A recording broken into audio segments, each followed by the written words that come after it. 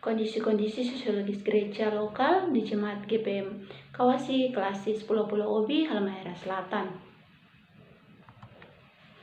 Nah, sekarang kita masuk pada sejarah GPM.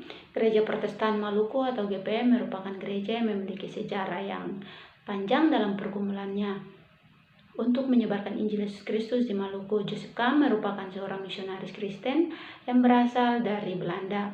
Beliau dikenal sebagai Rasul Maluku karena berperan membawa Kristen datang ke Maluku pada tahun 1815 sampai 1816 dan beliau meninggal di Ambon pada tanggal 17 Juli 1833 dan makamnya ditempatkan di gereja yang berada di belakang Soya, kota Ambon.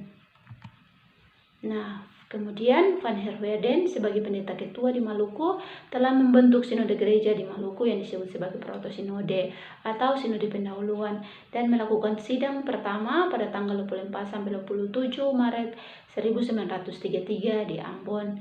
Nah, setelah dilakukan proto-sinode pertama pada bulan November 1933, Herweden mulai mengumumkan tentang kemandirian gereja Masehi di Maluku.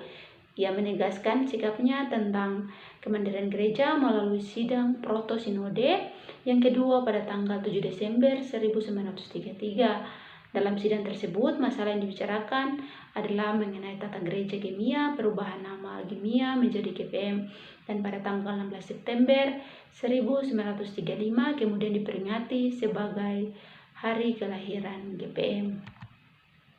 Nah, pada konteks sosial kultural gereja, secara umum dari sisi medan pelayanan GPM, dinamika sosial dan kultur jemaat, struktur GPM secara geografis, wilayah pelayanan GPM berada pada dua provinsi besar yaitu Maluku dan Maluku Utara. Itu berarti kondisi atau medan pelayanan GPM berada dalam konteks bentangan laut dan pulau. Jemaat GPM merupakan jemaat-jemaat yang tumbuh di pedesaan dan perkotaan dengan corak homogen maupun heterogen dengan beberapa corak khusus sebagai berikut. 1. Jemaat homogen dan di pedesaan dan pegunungan yang terbentuk dalam satuan-satuan negeri adat. Beberapa di antaranya pernah hidup bersama komunitas muslim atau suku Boton.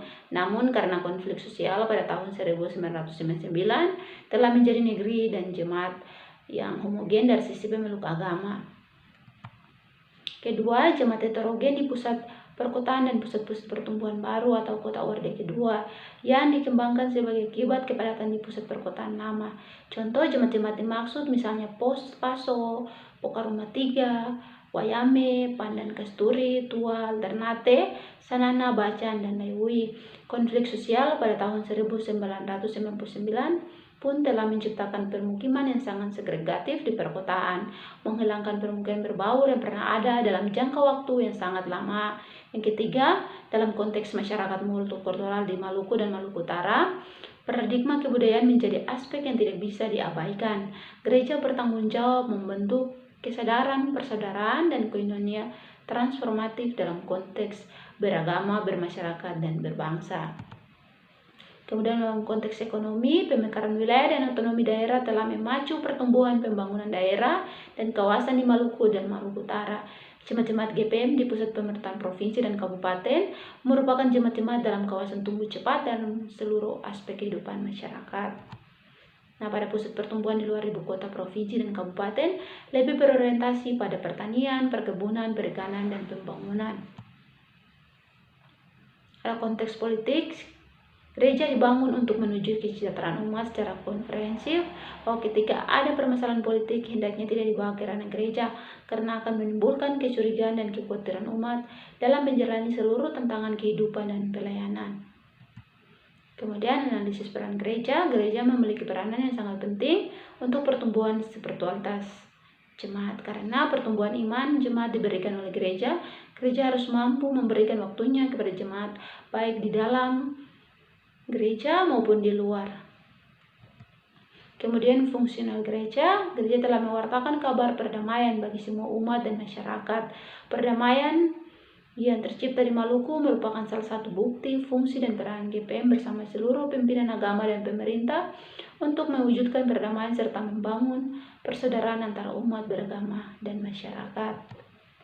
Rekomendasi untuk gereja harus terus merangkul orang-orang yang terpinggirkan, orang-orang miskin, yang cacat, dan orang-orang yang lemah tiada berdaya yang membutuhkan pertolongan. Dalam setiap kesulitan mereka hadapi. Kemudian pada kesimpulan, gereja merupakan alat untuk dapat menolong setiap warga gereja untuk dapat mengenal Kristus dan mengenal karya-karyanya, sehingga warga gereja akan mengalami pemulihan spiritualitas di dalam dirinya. Gereja hadir untuk melanjutkan karya Yesus dalam mewartakan kerajaan Allah.